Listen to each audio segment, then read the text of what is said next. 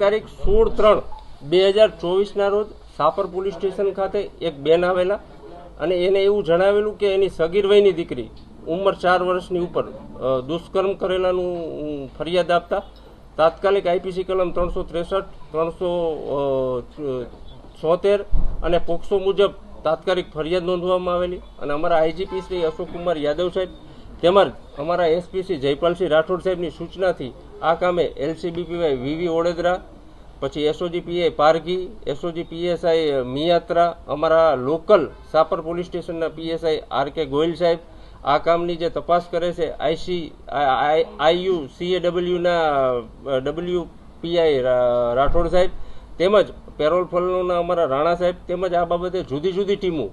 આ આરોપી જે હોય જે એને તાત્કાલિક શોધવામાં અમારી સાહેબની સૂચનાથી અમારી ટીમ તાત્કાલિક આ જુદી જુદી ટીમે આરોપીને શોધવા માટે લાગી ગઈ હતી. જે અનુસંધાને સીસીટીવી તેમજ ટેકનિકલ સર્વેલન્સથી માલુમ પડેલું કે આ કામેનો જે આરોપી છે ધર્મેન્દ્ર સુધારામ જે ઉત્તર પ્રદેશનો વતની છે, જેથી આ કામે એલસીબી તેમજ એસઓજી તેમજ અમારા સાપર પોલીસ સ્ટેશનના જરૂરી સ્ટાફથી આશરે 101 જેટલા સીસીટીવીની તપાસણી કરી અને તેના વતન જે માછોરી તાલુકો મેમદાબાદ જિલ્લો ગાજીપુર ઉત્તર પ્રદેશથી તેઓને આ કામના અમારી જે સાપરની ટીમ તેમજ એલસીબીની ટીમથી આ આરોપીને છેલ્લા 4 દિવસ સફર કરી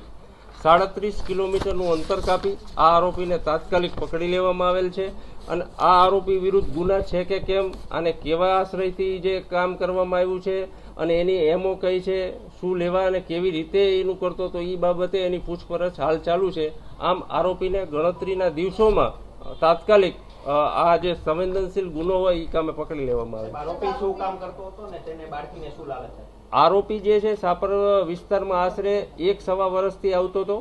રહેવા આવેલો હતો અને એને જુદા જુદા કારખાનામાં નોકરી કરેલી હતી અને આ બાળકીને એને લાલચ આપીને પ્રાથમિક દ્રષ્ટિએ એવું આપ્યું છે કે ભાઈ એને લાલચ આપી ચોકલેટની,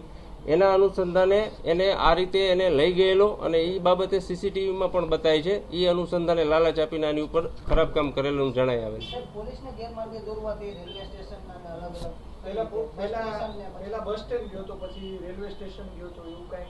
નહીં, એમાં પ્રથમ દ્રષ્ટિએ અમને એવું જ હતું કે ભાઈ આ જે કંઈ આરોપી છે એ પરપ્રાંતીય હોવાનું પ્રથમ દ્રષ્ટિએ સીસીટીવી જોતા ખબર પડી ગયેલી. એ અનુસંધાને અમારી ટીમે બધા સીસીટીવી એલસીબી છે, એસઓજી છે, અમારી ટીમે સીસીટીવી જોવાનું સૌ પ્રથમ ચાલુ કરેલું. એમાં લગભગ 101 જેટલા સીસીટીવી જોયા. એમાંથી ખબર પડેલી કે ભાઈ આ એના વતન જે છે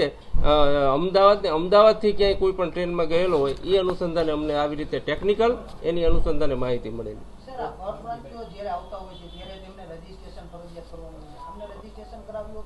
ના, હજી સૌ પ્રથમ અમે બધાને અવેરનેસ કેમ્પ બાબતે સાપર પોલીસ સ્ટેશનમાં મેટોડાના અમારા સાહેબની સૂચનાથી તમામને ડિજિટલ રજીસ્ટ્રેશન થાય છે. હવે આને રજીસ્ટ્રેશન કરાવેલું કેમ એ તપાસનો વિષય છે, એ પછી ખબર પડશે. જોઈ